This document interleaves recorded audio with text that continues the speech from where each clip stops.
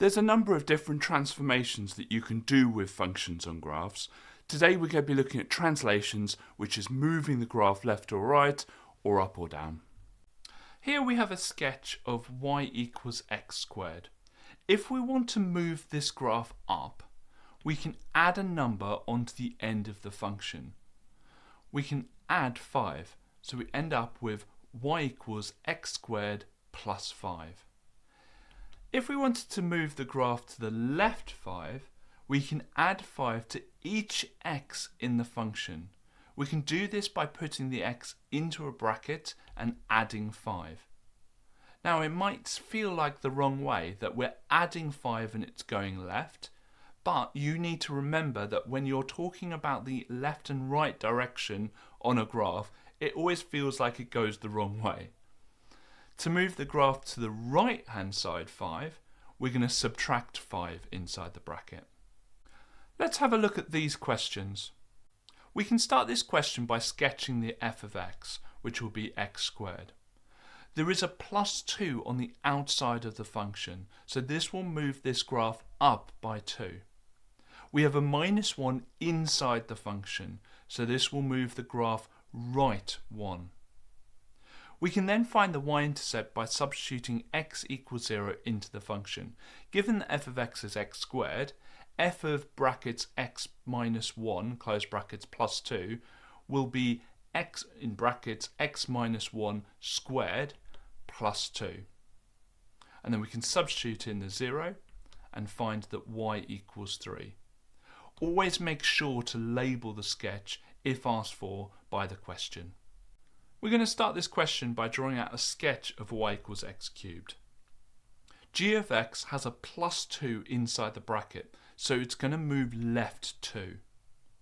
The graph we are asked to draw is the same as g of x, but with a minus 1 inside the bracket and a plus 3 outside. The minus 1 inside the bracket will move it right 1. The plus 3 outside the bracket will move it up 3. To find the y-intercept, substitute x equals 0 into our equation.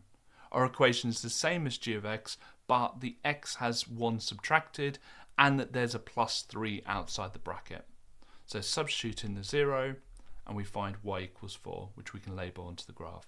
To find the x-intercept, we're going to get y equal to 0 and then solve. So get it equal to 0, subtract 3 both sides, cube root both sides, take away 1 both sides, and that will give us our x-intercept.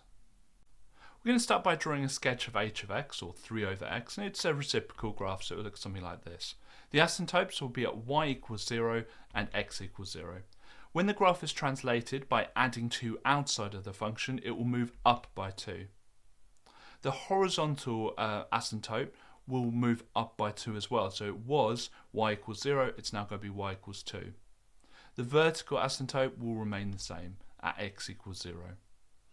We need to find and label the x-intercept by getting our equation equal to 0 and solving. So our equation is h of x plus 2, so 3 over x plus 2, and then we're going to get that equal to 0. We're going to start by taking away 2 both sides, and then timesing x both sides and dividing by minus 2 both sides. So our x-intercept will be at minus 1.5.